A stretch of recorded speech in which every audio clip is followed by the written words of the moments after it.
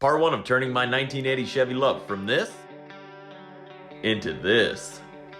First things first, we gotta give this thing a bath. So we roll out the Harbor Freight Special pressure washer, hook it all up, turn that baby on, and get to rinsing.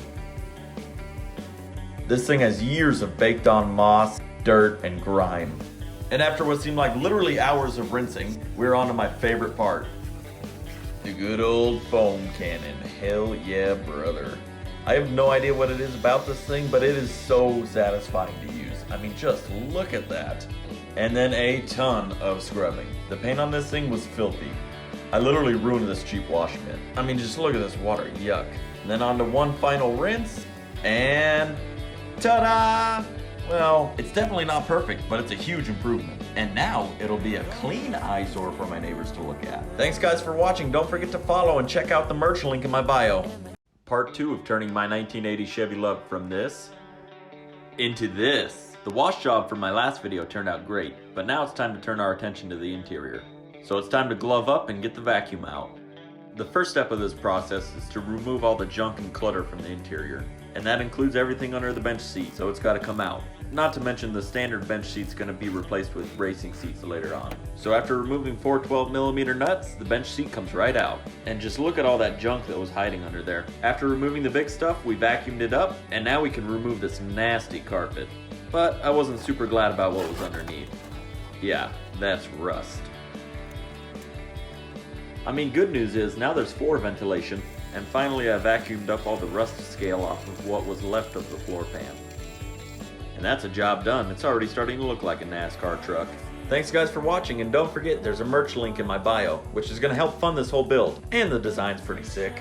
Here's part 3 of turning my 1980 Chevy LUV from this into this. Next thing we got to do is make room for the new transmission, so that means out with the old. The first order of business here is jacking the truck up and putting it on jack stands so we have more room under the truck. First thing that we got to remove is the shifter. It's just 2 12mm bolts and it comes right out. And next is the drive line. This one's just 4 more bolts and nuts, and then it drops down, and then it slides right out. I almost forgot to drain the trans oil, and let me tell you guys, this stuff was gooey. Since I already had the engine out, just 3 more bolts for the trans mount, and then while supporting the front of the trans, I pulled out the back and just set it down on the ground. Well, it kind of fell. And I'll tell you what, this was a pretty light transmission. Now with the trans out of the way, I just decided to cut out the rest of the exhaust, since we won't be needing it. And now in the next video, I think we're going to be cleaning up this engine bay. Well, that's a job done, and we sure did make a mess. Thanks guys for watching, and don't forget, merch link in my bio. Part 4 of turning my 1980 Chevy LUV from this into this.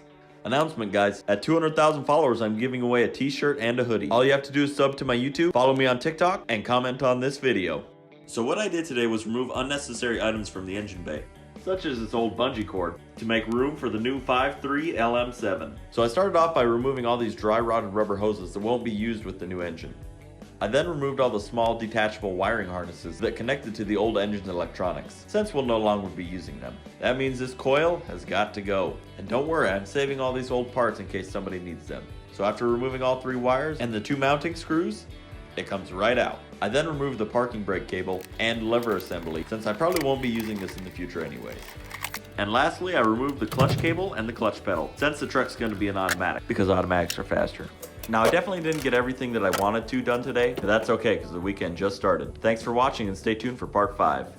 Part 5 of turning my 1980 Chevy LUV from this into this. First thing we're doing today is draining this bad gas. We got to remove that line and the positive terminal for the stock fuel pump. And the ground is actually just hooked here to the frame. So I grabbed some jumper cables, a spare battery, and a bucket. Then slid it under to catch all that stale dyno juice, pulled off the soft line, and hooked up the jumper cables to the negative and positive of the stock fuel pump. Then up to my battery.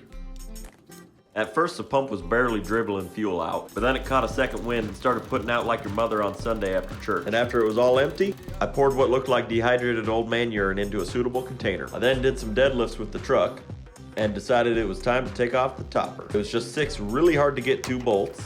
I had to get fairly creative to loosen them all by myself. And once all 6 bolts were removed, I literally had to peel the topper off. And finally, I He-Manned it off by myself. Thanks guys for watching. Stay tuned for part 6.